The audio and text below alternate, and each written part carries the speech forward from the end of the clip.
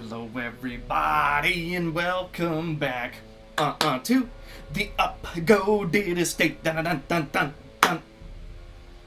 Okay, so I also just wanted to point out really quick, you might have noticed the time on this video.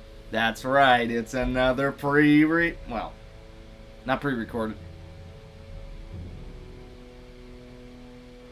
It's another voiceover episode. Woo! Also, didn't end up going on that trip. It was legit canceled last minute. So, that aside, in the previous one, I mentioned that this was probably going to be one of the final episodes.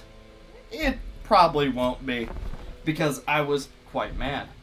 But, plan in this episode is we want to go deal with the Hag, and then we want to go deal with the Brigand 16-pounder.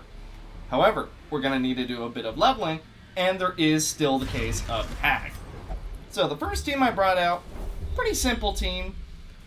We do have Beep the Fool, as well as the Daughter of the First, Viola the Butcher Bird, Beep the Fool, and Minnie the Minstrel. Overall, the only real threat we found in this dungeon was the Talons, and even then they weren't too terribly bad, but they were still kind of annoying.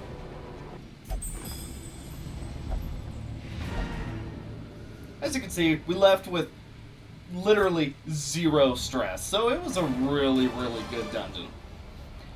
Gold and heirlooms don't matter too terribly much anymore. However, that extra 5 dodge is actually going to be really nice on someone who's a frontline. And then lethargy is just meh. So, after that, the next thing I did was something truly terrible. I called upon our single get-out-of-jail-free card, and I know I'll be judged for this, but members of the Shadow Council, it had to be done. I wanted to use this get-out-of-jail-free card to deal with a menace that's been plaguing us for so many episodes now. And you know what? I deserve this one get-out-of-jail-free card. So please, watch what I did and try your hardest to forgive me for my terrible actions.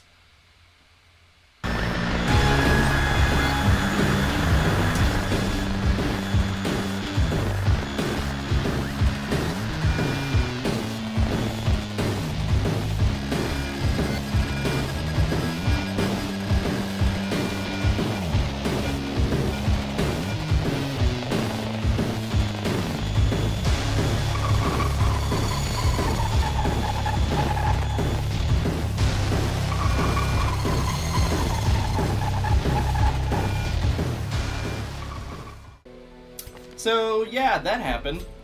Literally, that was her one purpose. That was our single estate get out of jail free card. So you know what? I feel like using one get out of jail free card in the estate was probably fine, especially with some of the BS we've had to deal with. But right after that, we went ahead and we took out another team of 4. This team had 3 level 4s, it was a level 5 dungeon, and 1 level 6. We did bring quite a few good people.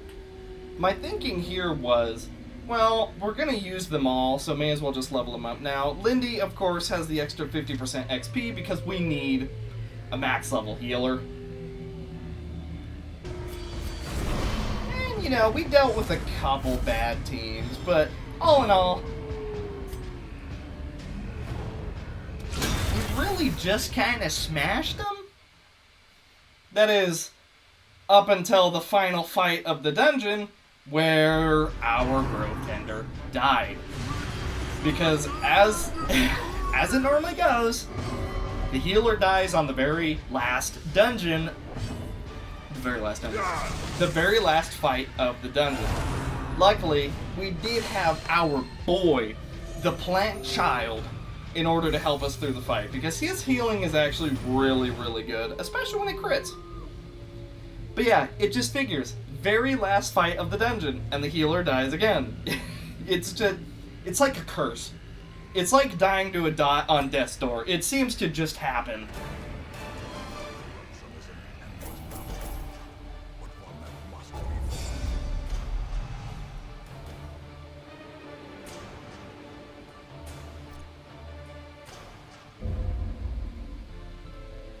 And, directly after that, we take 20% more stress damage! Woo!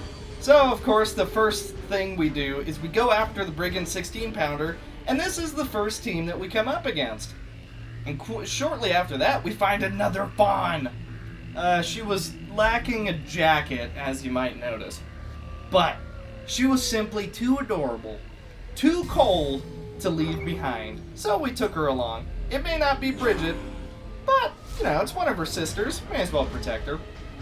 And then we come up to the Brigand 16-pounder. And, yeah, minus 25% damage taken on the freaking cannon.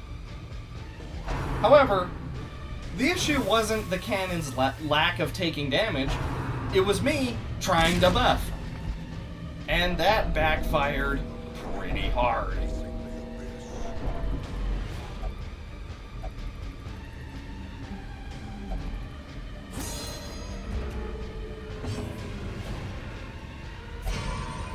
And, expectedly, retreat fails, but luckily we get out without anyone dying.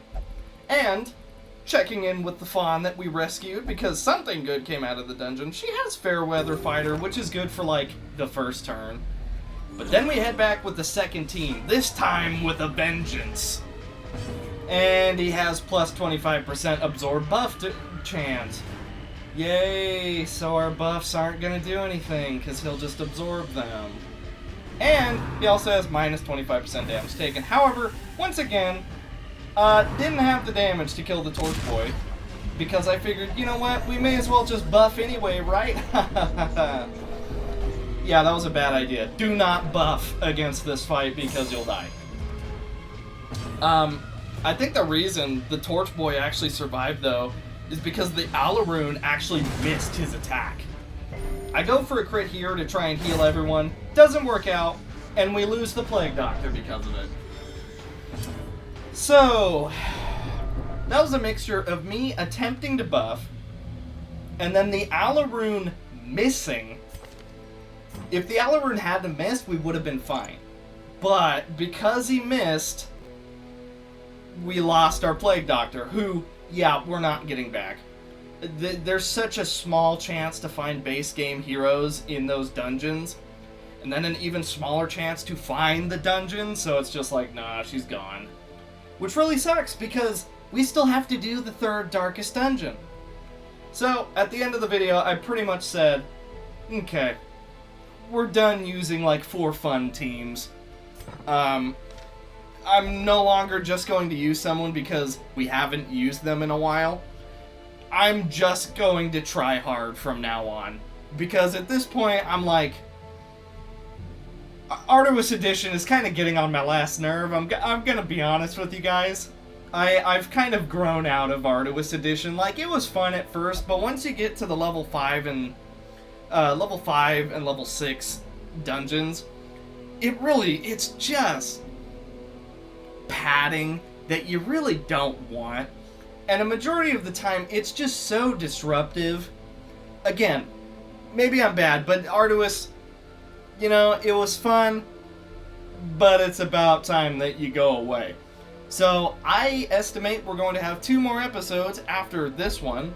In the next episode, we are going to go after the Comet and try and finish off the Brigand 16-pounder. And maybe we'll try and get a Darkest Dungeon in. And then the episode after that is the final Darkest Dungeon mission, and then the final boss of the game. And I think we stand a pretty good chance. We are still going to have to do some leveling, but that should be fine.